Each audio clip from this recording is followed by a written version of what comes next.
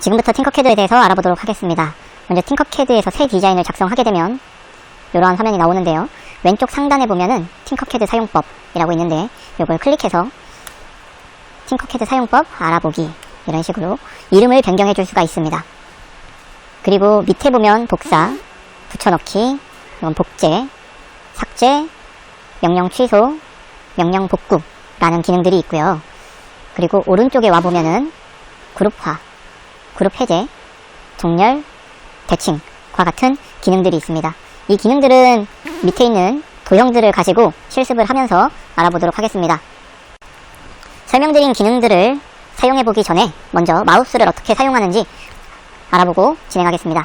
먼저 마우스를 왼쪽 버튼을 클릭하게 되면 지금 만들어진 3D 모형이 선택이 됩니다. 그리고 왼쪽 버튼을 누른 상태로 클릭해서 누른 상태로 마우스를 움직이면 형체를 이동시킬 수가 있습니다. 그리고 마우스 왼쪽 버튼이 아닌 이제 오른쪽 버튼을 눌러보겠습니다. 오른쪽 버튼을 한번 누르는 게 아니라 누른 상태로 위, 아래, 좌, 우 이렇게 원하는 방향으로 회전을 시켜서 내가 바라보고 싶은 시점으로 이렇게 이동하면서 바라볼 수가 있습니다. 그리고 마우스 휠을 위로 굴려주면은 확대, 반대쪽으로 움직여주면은 축소가 됩니다. 그래서 확대와 축소 기능이 있고요. 그리고 이번에는 마우스 휠을 회전하는 게 아니라 휠을 클릭하면은 클릭한 상태로 움직일 수가 있습니다. 그럼 평면이 이렇게 옆으로 또는 위로 움직이는 걸 볼 수 있습니다. 그래서 마우스 오른쪽 클릭해서 회전하고 평면을 이동하는 확대 축소, 마우스를 이용해서 이렇게 시점을 자유자재로 구사할 줄 알면은 보다 편안하게 모델링 작업을 할 수 있을 것 같습니다. 지금 만들어둔 도형은 잠시 이동을 시켜 놓겠습니다. 먼저 오른쪽 기본 쉐이프에 있는 도형 중에 상자, 빨간색 상자를 가지고 오겠습니다. 상자를 가지고 오면은 이제 크기를 조정할 수가 있는데요. 이 상자를 선택하게 되면 사각형 5개가 보이는데요.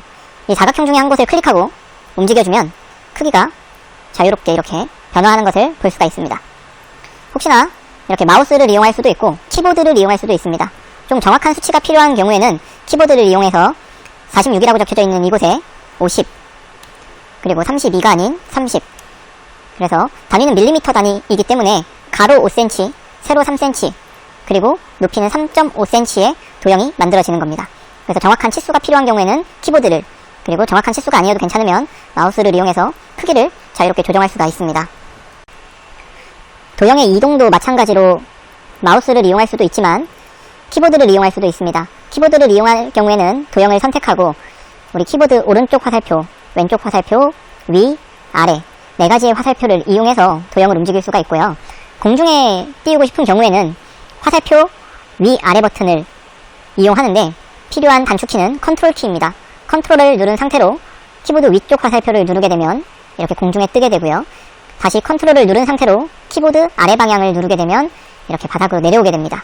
그래서 위, 아래를 자유롭게 움직일 수가 있고요. 혹시나 내가 이렇게 공중에 띄웠거나 아니면은 의도하지 않았지만 이렇게 공중에 뜬 경우 그러면은 얘를 바닥에 내려놓고 싶을 수도 있습니다. 정확하게 어느 정도 몇 미리가 공중에 떠 있는지를 모르기 때문에 바닥에 내려놓는 단축키는 알파벳 D 버튼을 누르면 바닥에 이렇게 붙는 단축키가 되겠습니다.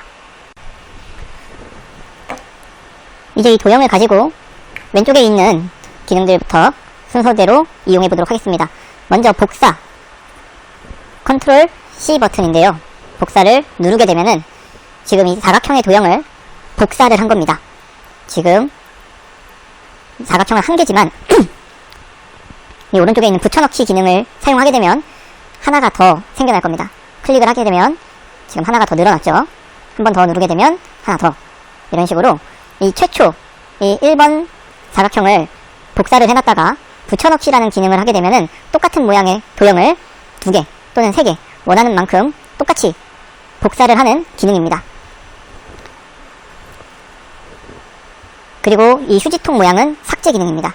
삭제, 다시 삭제. 잘못 만들었을 경우에는 이 휴지통 모양으로 삭제 버튼을 누를 수도 있고요. 또는 다시 복사, 붙여넣기. 내가 잘못 붙여넣었다. 그러면 삭제를 할 수도 있지만 명령 취소라고 하는 기능으로 바로 이 전 단계로 되돌아가는 기능입니다. 네. 명령 취소를 하면 도형을 복사해서 붙여넣지만 다시 붙여넣기 이전의 상태로 돌아간 거고요.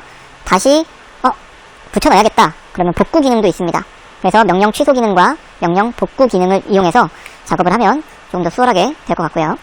마지막으로 왼쪽 기능 중에서는 이제 복제 기능만 남은 것 같습니다. 컨트롤 D를 누르게 되면 복제가 됩니다.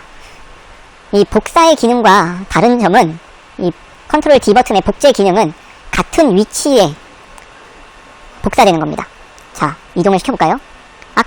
아까는 하나밖에 없었던 도형이 지금은 2개가 돼 있죠. 얘를 다시 삭제해보고 다시 한번 이 도형을 복제해보겠습니다. 컨트롤 D 버튼을 눌러서 복제를 하게 되면 이 똑같은 모양이 이 위치에 2개가 있는 겁니다. 마지막으로 오른쪽에 있는 기능들을 알아보고 마치도록 하겠습니다. 상자하고 원통, 이번에 이 2가지 도형을 가지고 알아볼 건데요. 상자의 크기는 이런 모양으로 만들어 줄게요. 그리고 원통을 이렇게 제가 생각하기엔 가운데인데 가운데로 옮겨줍니다. 옮겨주고 도형을 하나만 더 추가해볼까요? 지붕. 여기서 이 도형에서 설명드리지 않았던 점은 회전인데요. 자, 지금 보면 이렇게 양방향으로 화살표가 있는 게 하나, 이쪽에 2, 그리고 여기에 하나 있거든요. 숨어 있습니다. 회전을 해볼게요. 네, 여기 3. 그래서 이 방향대로 회전을 할 수가 있는 겁니다. 자, 제가 만들어 볼 도형은 얘를 90도 정도 회전을 해주고 다시 90도 회전을 해줍니다. 어떤 모양인지 감이 오시나요? 자,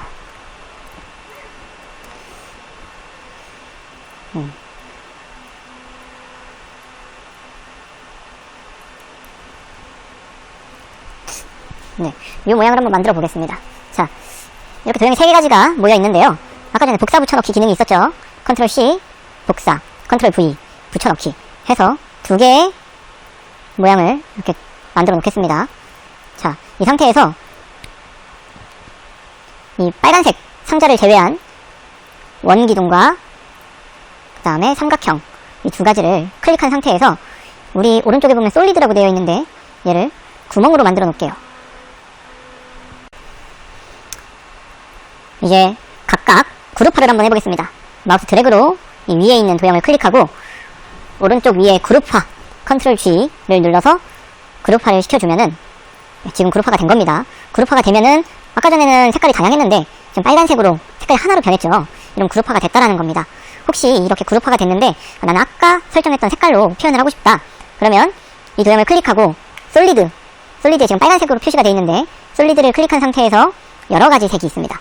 여러가지 색을 클릭하면 우리가 처음에 만들었던 색상으로 바뀌게 되죠.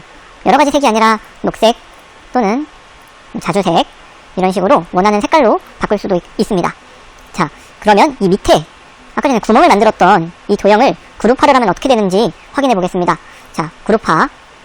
자, 그룹화를 하게 되니까 가운데가 뚫렸어요. 네, 우리 기능을 한 번 더 알아보면 이 삼각형을 하나 더 가지고 왔습니다. 삼각형을 구멍으로 만들어 볼게요. 이렇게 구멍을 만들어서 다시 한번 이 사각형을 클릭하고 그룹화를 해보겠습니다.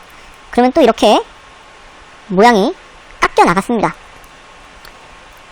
마찬가지로 마지막으로 테스트 해보겠습니다. 이 원형 9랑 그룹화를 했을 때 동그랗게 파이죠. 네, 모든 지금 솔리드 구멍이라고 되어 있는데 구멍과 솔리드가 만나게 되면 이렇게 결합을 했을 때 깎이는 부분이 생기게 됩니다. 솔리드하고 만났던 위의 도형은 서로가 합쳐져서 새로운 도형이 나온 반면에 구멍과 솔리드가 만난 도형들은 이렇게 깎인 모양을 볼 수가 있습니다. 이렇게 그룹화를 하게 되고요. 이 도형이 마음에 들지 않을 때 또는 다른 작업을 실행해야 돼서 그룹을 해제해야 될 때는 오른쪽에 컨트롤 쉬프트 G 버튼에 그룹 해제를 클릭하게 되면은 네, 아까 전에 그룹화를 진행했었던 이 구 모양이 다시 나왔죠. 그리고 한 번 더 삼각형 모양도 빠져나왔습니다. 그리고 마지막 그룹 해제를 하게 되면 이런 식으로 도형이 다시 해체가 되는 기능은 이 그룹 해제입니다. 이제 알아볼 기능이 이제 몇 개 남지 않았습니다.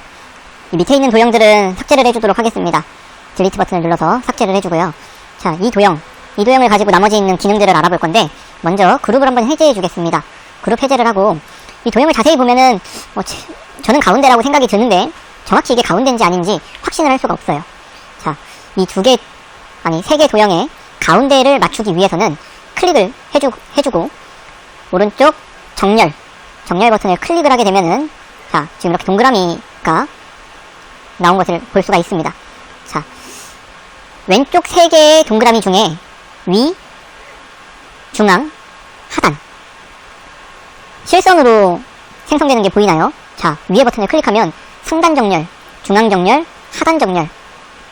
자, 우린 가운데를 맞추고 싶었죠? 그래서 가운데 정렬을 맞추겠습니다. 그러면 밑에 동그라미, 왼쪽, 오른쪽, 중앙. 이쪽도 중앙을 맞춰줘야겠죠. 좌측 정렬, 우측 정렬, 다시 이제 중앙 정렬을 하게 되면은 가운데가 맞는다는 겁니다. 이번에는 대칭 기능을 설명하기 위해서 새로운 도형을 조금 만들어 왔습니다. 이 만들어진 도형을 클릭하고 대칭을 클릭해 보겠습니다. 대칭. 그러면 화살표가 3개가 나오죠. 좌우 대칭, 좌우, 상하, 그 다음에 위아래, 이런 식으로 대칭 기능. 일반적인 도형에서는 잘 이용이 되진 않는데요. 이 대칭 기능은 캐릭터 도형에서 눈, 손, 발, 이렇게 왼쪽과 오른쪽에 캐릭터 형상을 만들 때 주로 이제 사용하는 기능이 이 대칭 기능입니다. 지금까지 팅커캐드에서 사용되는 기본적인 기능들에 대해서 알아보았습니다. 이러한 기능들을 활용해서 나만의 작품을 만들어 보면은 더욱 재밌는 팅커캐드 활동이 될 것 같습니다. 감사합니다.